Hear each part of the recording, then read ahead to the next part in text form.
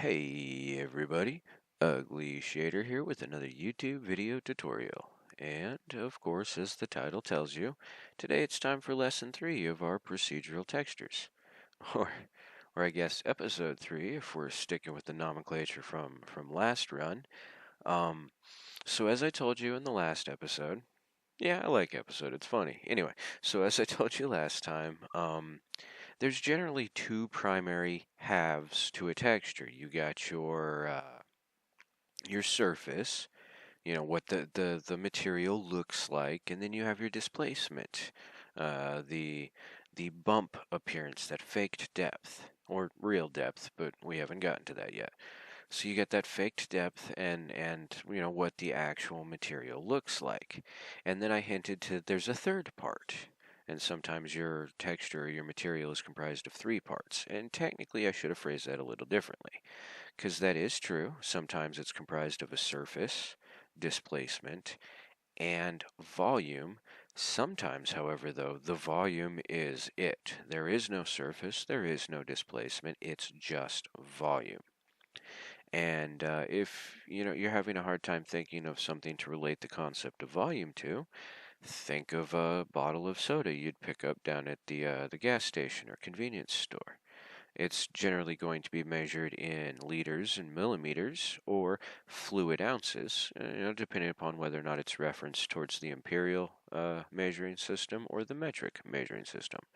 Anyhow, that is a measurement of how much liquid is inside the container. Basically, it's a measurement of the empty space inside that container. However, in the case of a bottle of soda, a beverage, that empty space isn't empty, it's full of liquid. Same principle with measuring devices at home, like a measuring cup. You can fill it up with a certain amount of water. Well, what is being measured is the empty space inside that container that has now been replaced with a fluid of some sorts, or anything really. The inside of that container is its volume. Now, with Blender, we can actually add materials. We can represent that empty space inside an object, that three-dimensional empty space. Like, hey, okay, let me throw a cube in here. This, ooh, this big hollow emptiness inside the cube, we can actually assign a material to. So a good example of that would be, say you have a plane. Whoa, that got big fast, didn't it? Mm, let's give it a Suzanne head. Something on the plane so that we can, like see what's going on. And I just raised Suzanne up, rotated her a bit on the x-axis, and brought it down. A little more on the x. Ugh, I'm too close. Let's try that from distance. A little bit more on the X. There we go. Good enough. So here we have a Suzanne on a plane. Now in rendered view, there's not really a whole lot going on. Let's give it a light. I'm going to throw a spotlight in there. Grab that and bring that up. Here, let's hit. Bring that up to, that's probably too high. About there. Oops. So now we have this light hitting around Suzanne, and I'm actually going to brighten that light up. You know what? Let's just do that in the node editor. I need the node. My mouse is having problems. I need that in the node editor anyway. So let's open up another window and switch this one to the node editor. And I can press N to get rid of that. And I can actually press N and T over here to get rid of those so we can see better. Alright, so we have our Suzanne head. And yeah, I want to make this light a bit brighter. Let's try 500. 750, yeah, that's better. Alright, so, this would be a pretty common situation in a scene. Say it's a street light shining down on a car, or a light in kind of a hazy, smoky room shining down, and it's a bright light. Well, you got your light, you got your surface that the light's hitting, but what about in between, in between the light and the surface that it's hitting? I'm sure you've been in plenty of situations where there's been something in the air that caught that light and kind of scattered it, moved it around and stuff. Well, that is volume. That's how, well, that's one of the common things you'll use volumetrics for. Other things would be like smoke simulations, fire, liquids, any kind of liquid. All of those simulations basically have to happen inside of what Blender calls a domain. Well, that domain is basically a big empty object, and you are simulating smoke or fire or some kind of liquid in that empty three-dimensional space inside that object. So for our dust that we would want in the light, that's as simple as adding a cone.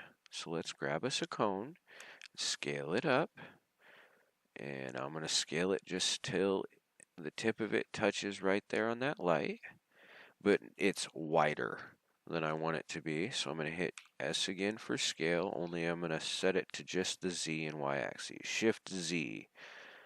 And actually that sets it to the X and Y axes, sorry, everything but Z. But then I can scale it just, its fatness. And I'm just going to scale it up till the edges of the cone pretty much meet the edges of this dotted line over here that signifies the perimeter, the size of our spotlight. So I'm just going to scale those up to about there. Now if I come into rendered mode, you can see we just got a light shining on the tip of a cone. That doesn't really do it for us. So with our cone selected, I'm going to come over to the node editor and I'm going to add a new material. And I'm going to select this diffuse and delete it. Just press X and get rid of it because we're not going to be representing the surface of our object. We're going to be representing the volume. Now only 3 nodes that I know of work on this. Green spot, as you might notice, which means we're going to have to use a shader. We have to plug a green spot into the green spot. Remember, all the other colors can really be played around with, but green gotta go to green. And in our shader lineup, we have 3 that will work. Now, technically in Blender 2.8, I'm pretty sure there's a 4th, but the 4th is basically just the original 3 put together with a couple slider adjustments, basically. Honestly, depending upon what you're doing, you might be better off just using the original 3 in various combinations. That way you can have more control over exactly what's happening. Anyway, those original 3 are the emission shader, and then down here at the bottom we have volume absorption and volume scatter. Now let's go back to rendered mode, and as you can see we have just a black cone. The light's not even shining on it anymore. And that's because there is nothing plugged into our material output, so Blender is freaking out. It has no idea what it's supposed to be doing with this cone, so it's doing absolutely nothing. Every last little bit of light that is hitting this cone is just disappearing. It's not reflecting anything at us. It has no color, nothing. It is a black hole. Anyway, so to stop it from being that black hole, let's go ahead and plug one of these shaders into its volume input. We'll start with the emission. And just as you would expect, it is now emitting light. And it almost looks like our cone just came back, but you might notice that around that edge and up here at the tip, it doesn't look quite solid. And if we zoom in on that, you can see it is very much so not solid. We have like this kind of almost gradient separation here, and then again much lighter right there, and then even fainter, there's another one right there, and it's just going all the way up until there's pretty much a transparent tip. And if we were to add an object, let's throw a UV sphere in here, grab that up, and now, no, I want on the y-axis, scoot that back on the y-axis, and then zoom in. You can see we can actually see our sphere right through that. Now it's kind of difficult to see, but we can see the sphere through that. So let's grab that sphere, bring it down, and scoot it back like that. That can be one of our references. So let's go back to our cone, and as you can see, the strength of our emission is set to 1, which is, default base strength. If I decrease this strength, as I come down, you'll actually start to see that this little separation line is dropping further down, and our our emission isn't as bright as it was, and we can actually get to the point that we can see quite easily right through it. Now, unfortunately for dusty, the lights, catching something as it's on its way to you environment, this doesn't really work. Because in this particular situation, our haze, our dust, our smoke, whatever you'd like to think of it as, is actually emitting light instead of just catching and reflecting it and stuff.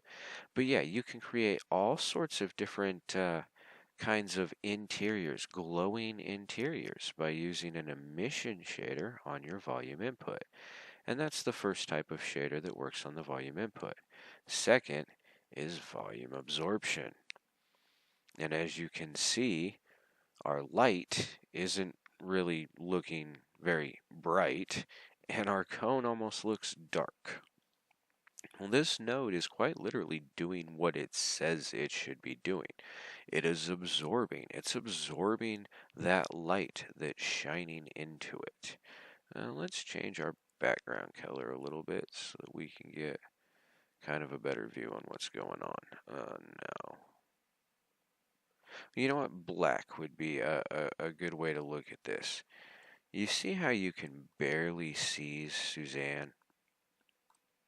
Just barely see her. Well, that's because we're absorbing a lot of the light that's working down towards Suzanne.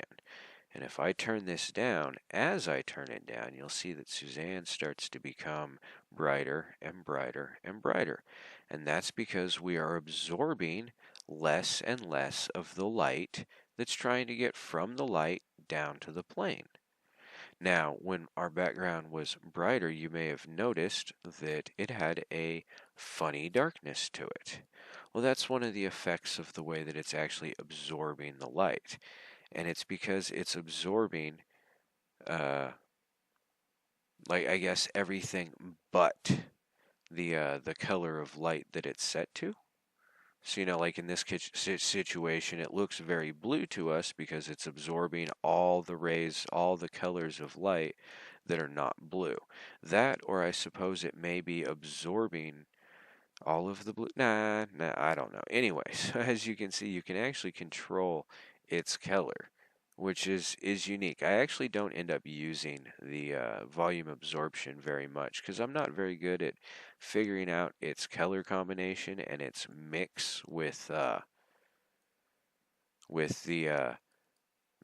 other possible nodes in order to get it like just the way I want it to be. I have problems with that node. As you can see, we have it set to white, and now it doesn't matter how far I increase it, it's not stopping any of the light from coming through. However, if I add even the slightest bit of not white to it, it drastically has an effect. And again, if we were to go back to a white background, you can see that as I make it darker, it actually becomes darker. So yeah, that's the volume absorption node. I'm honestly still not very good with that one. More often than not, I use the volume scatter. That's probably my favorite node for volumes. Let's go ahead and take a look at that one. Unplug our volume scatter in.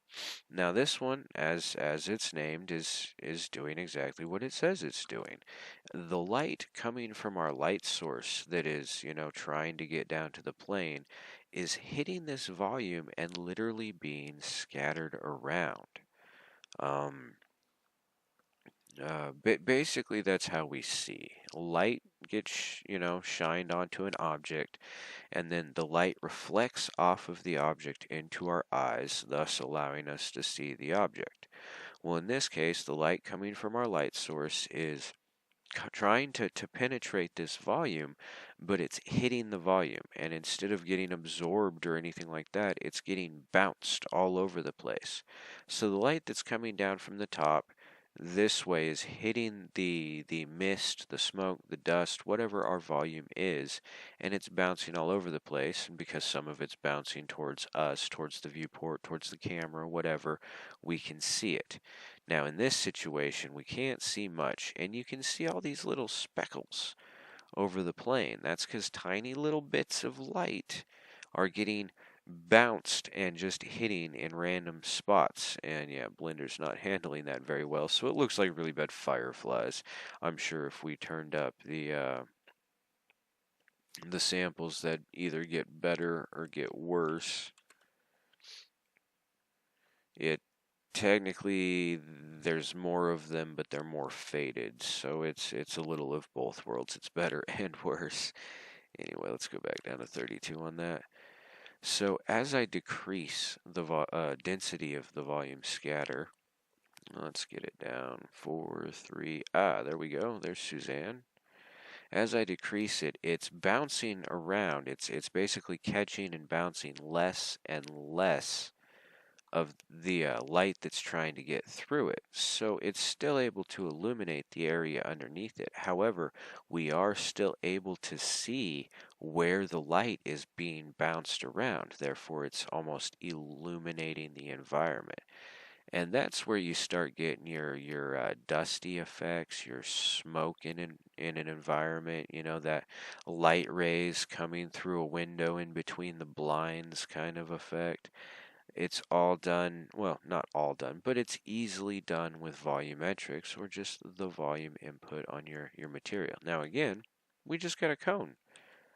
Just a cone, nothing big, nothing special.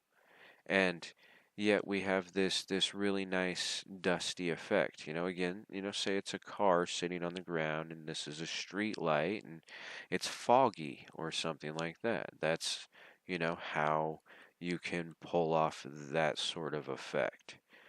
Now, we're going to go a little more in depth with this real quick, but it's not going to be on Suzanne. So let's get rid of Suzanne. Let's get rid of our cone. And we can get rid of the plane. And let's get rid of that spotlight. So we're back to just an empty scene. I don't want it just black though. So let's click on Use Nodes. And yeah, okay, so this isn't going to be in this lesson, but we're going to use nodes real fast to give ourselves a background. So down here in your node editor, you get these little buttons. This one is the world option. So if we click on world, you can see that we have a background node, and it's set to the color that our background is currently set to, and we have a world output. It's currently set on surface.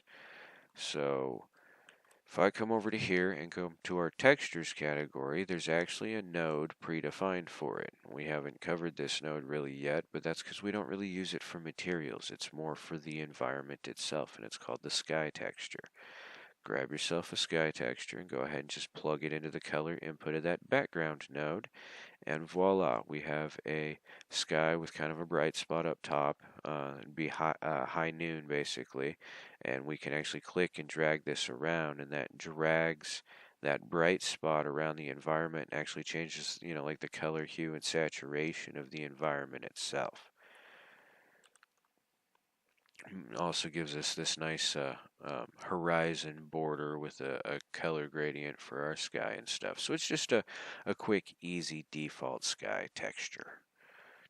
Alright, so now we can go back to the Materials tab instead of the World tab. It's just the one right beside it. Looks the same as the one that's up here if you have an object selected.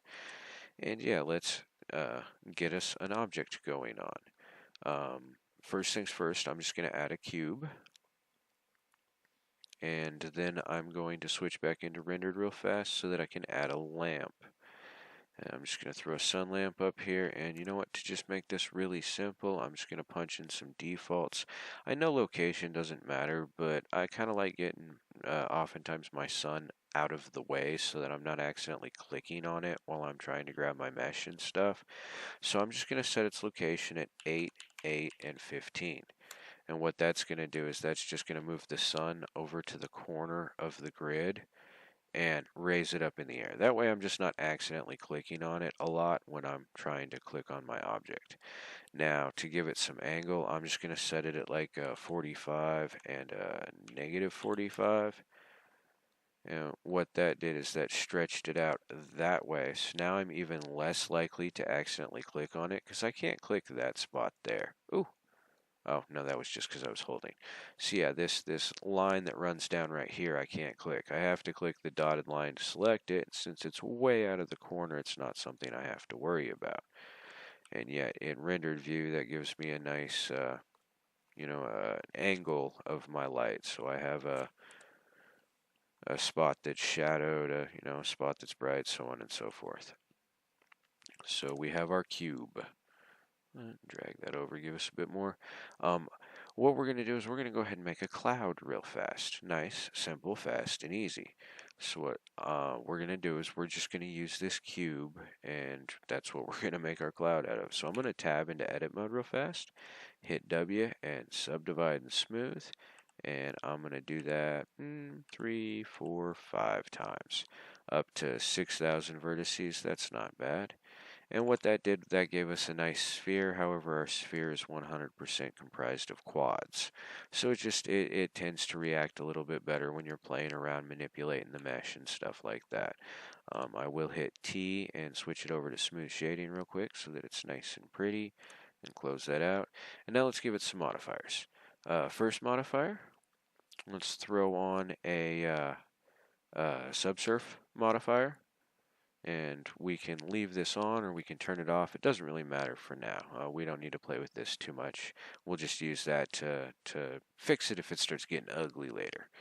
Alright, next modifier we're going to add is a displace modifier.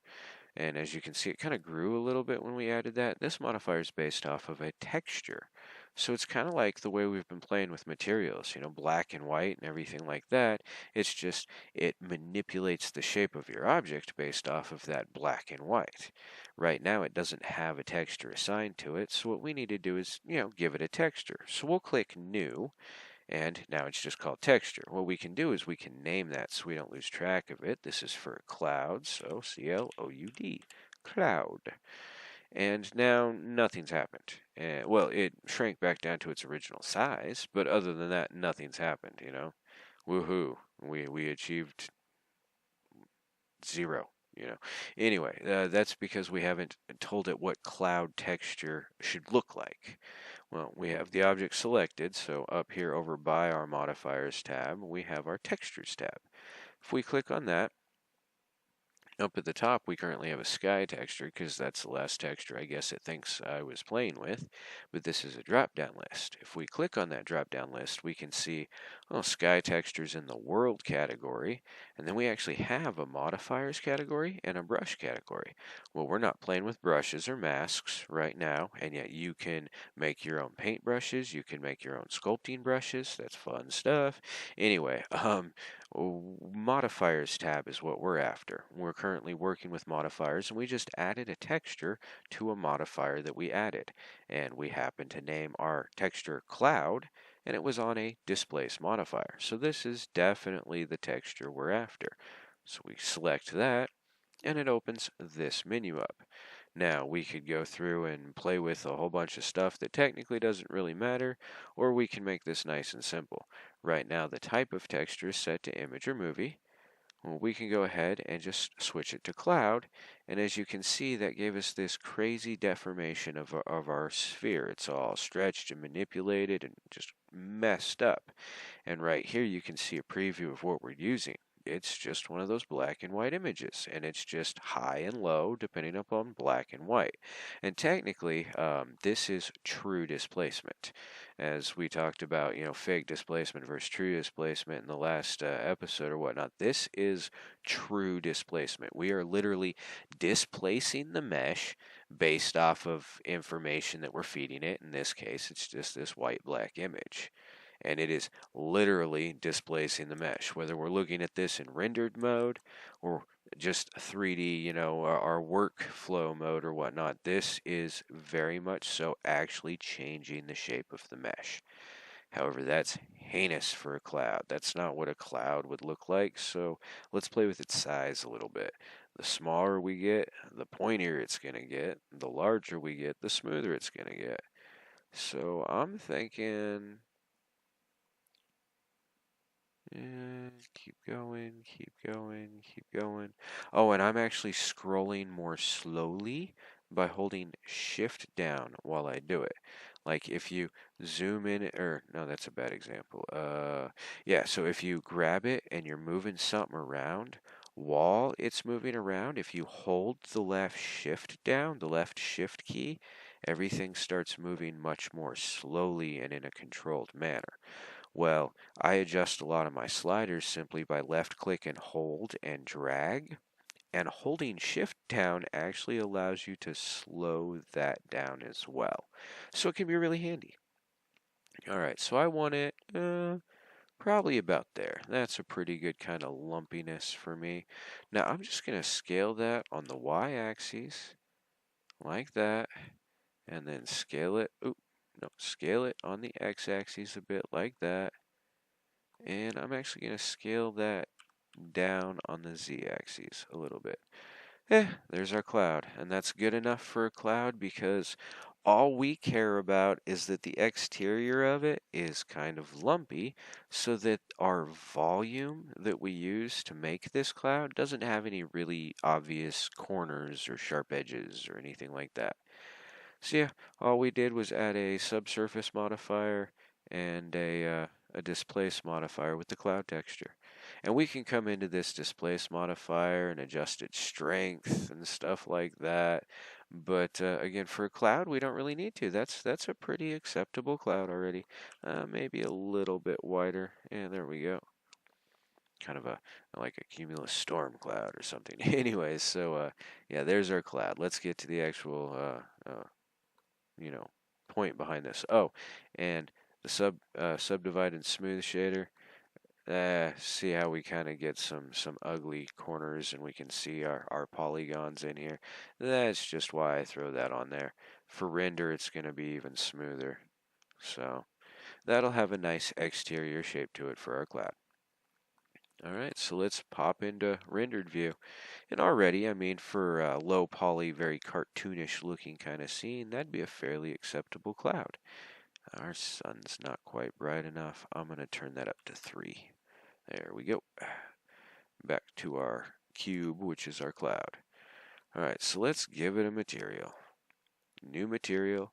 And just like with the dusty lamp, we're going to delete this diffuse shader. And this time we're going just after a volume scatter. So let's plug that into the volume input. And there we go. I mean, that's not a very nice cloud, but that's the beginnings of our cloud. Now, to get kind of a better looking cloud, we bring this density down. Now, the denser it is, the more light it's going to catch and scatter and everything like that. So if we actually turn its density up to like 10, as you can see, we have a very dense cloud now.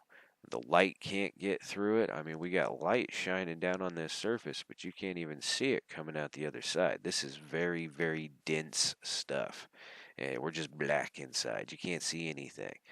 Bring this down to like 0.1, and now you almost can't see it at all.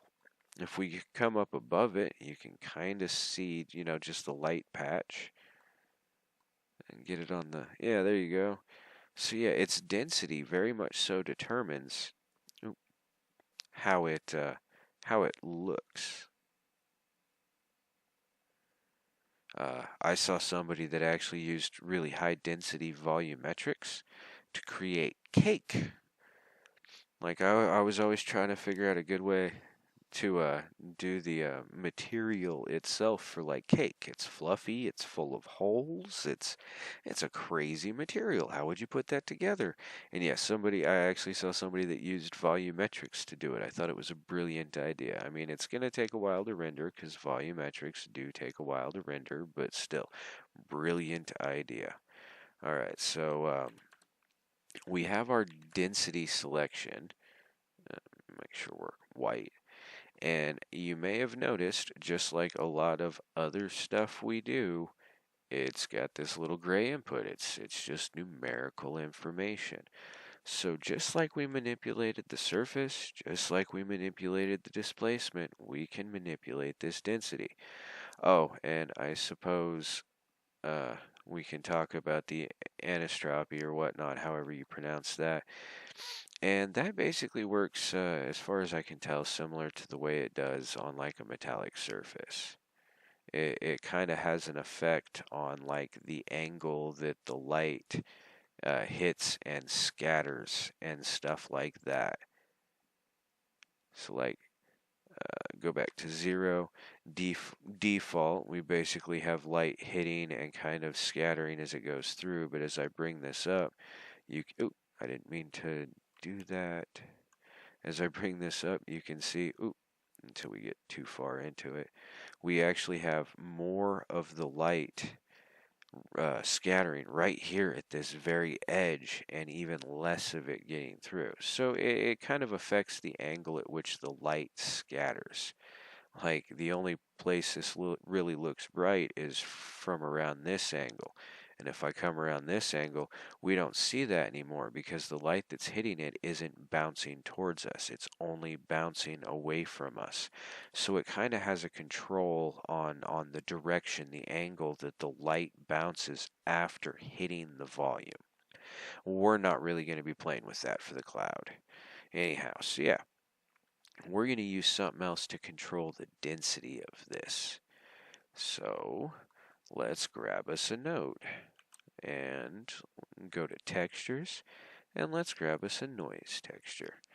Now if we plug the factor of this into the density of that, well, by default you can see we got a lot lighter, and that's because this output's going to be that 0 to 1 scale.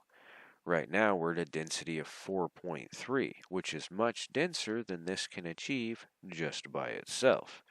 But don't worry, we can take care of that with other things, like we could multiply it, go into converter, grab a math node, plug that in, multiply, and multiply it by, well, 0 to 1, we were at 4.3, so let's multiply it by 4.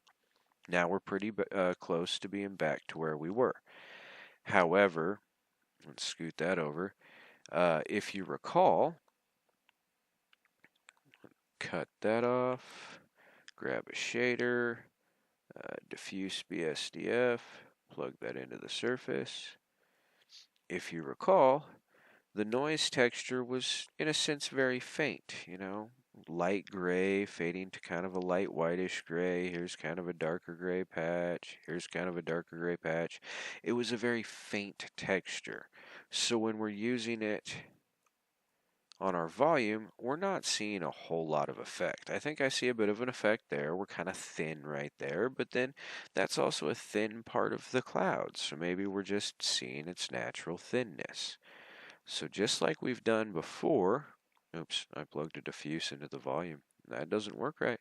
Just like we've done before, we can come into our converters and grab a color ramp and plug that into our output here, and then tighten that up.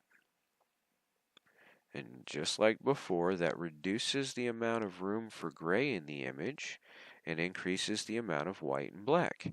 And as you can see, we kind of got that cow pattern going on. However, if we plug this into the math node, got that one off, and plug that back into volume, now you can see we actually have holes punched right through our object. They're not actually holes punched through it, but that's because we're not looking at the surface. We're just looking at the interior of the object. And if I bring this back down to a normal density times 1, you can see, there we go. We have our cloud, and it's got all these beautiful holes in it. And we can affect the size of them by determining how much black versus white. In this situation, black's going to be a hole, white's going to be cloud. So if I bring it up so that the image is mostly black, and we'll turn our density back up, you can see we just got a couple little puffs of cloud here and there. If I bring it down so that our image is mostly white, you can see it's pretty much all cloud. And yeah, we can play with its color just like we did with the others. However, you can see we get a really weird color effect out of this. I have it set to green, and that is not a green cloud. If I bring it over here to purple, our cloud goes green. And that's something to do with the way it's scattering the light. it's almost like it's absorbing the color of light that it is set to, and all we see is the other light. So you want yellow, set it to blue, because that's the opposite on your color wheel. You want red. Oop, why do I do that so often? You want red, set it up here. So if you actually want color in your cloud, that's the way to get it done. And if you set it to black, it's, I guess, not absorbing light anymore, or scattering light anymore, so it pretty much disappears. So yeah, that is volume. And volumetrics are powerful. Like I said, smoke simulations, fire simulations, fluid simulations. In this situation, let's set you to 2. Still a little too dark. Yeah, 1's good. In this situation, clouds. And you can easily manipulate this just by manipulating this. Like, let's turn its detail up so we actually get a little more detail in there. And then let's add ourselves a mapping node. Plug that in. And then it disappeared because now we're using mapping coordinates, but we're not telling it what kind of coordinates to use. So grab an input node, texture coordinate, and we can go back to generated because that's all this is here.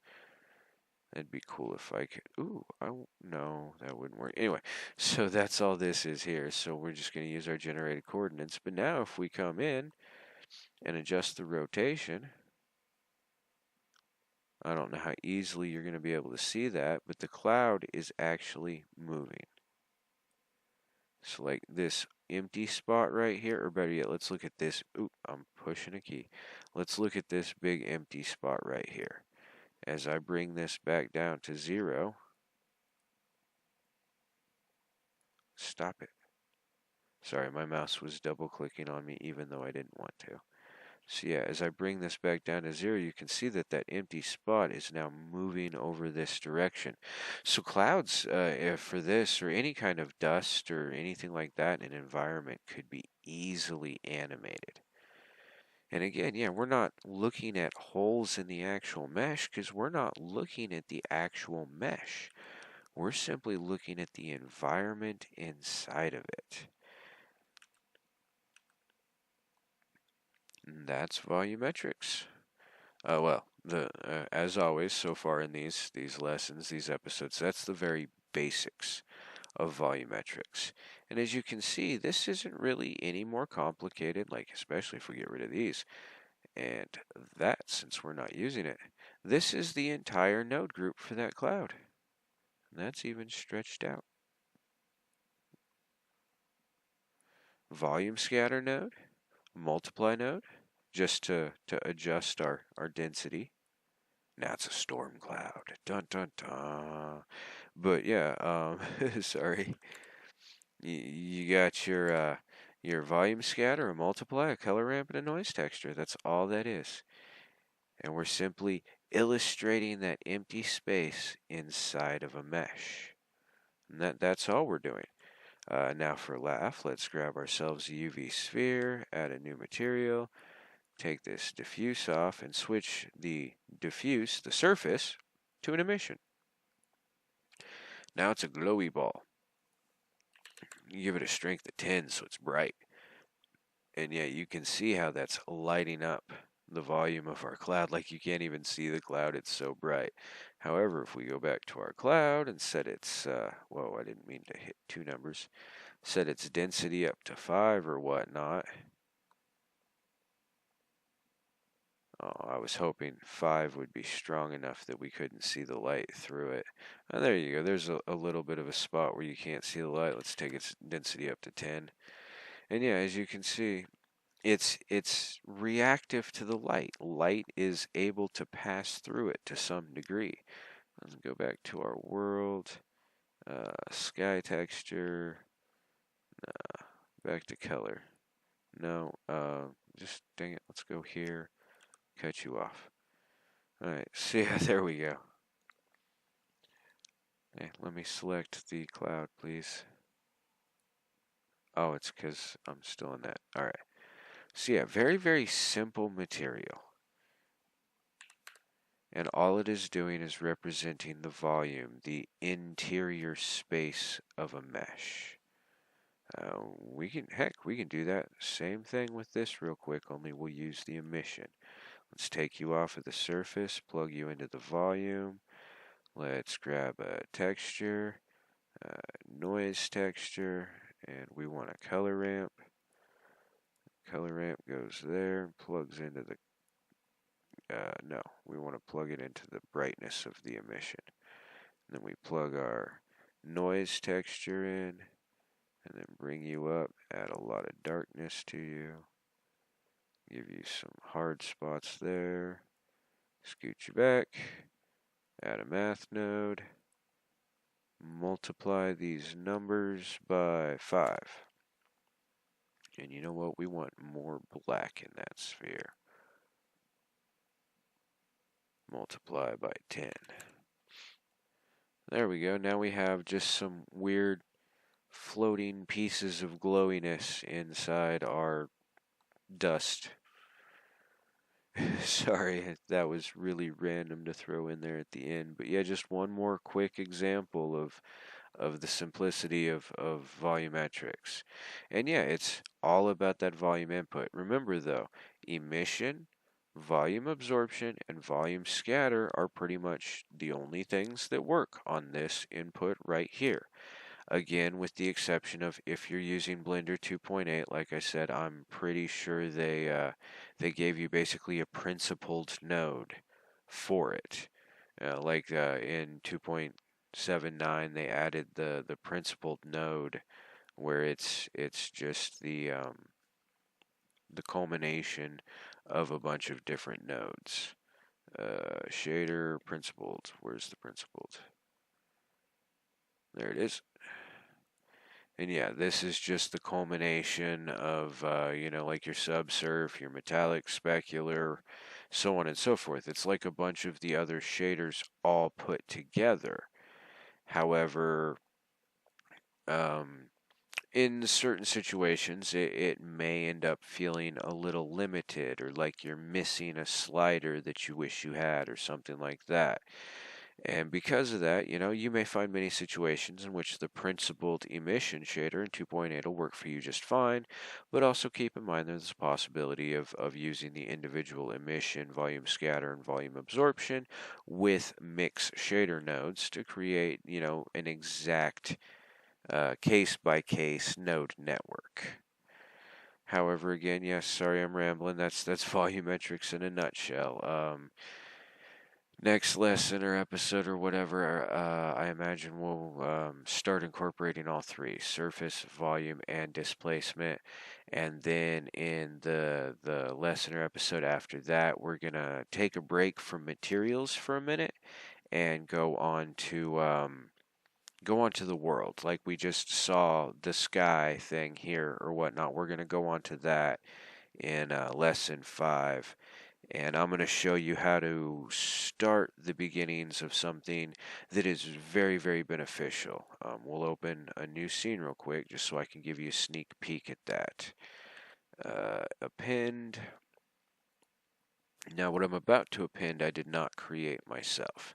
It is called Sky Free, and it can be downloaded online. I forget who put it together, but it is a 100% free procedurally generated sky, and that has amazing uses, especially when it comes to animating things.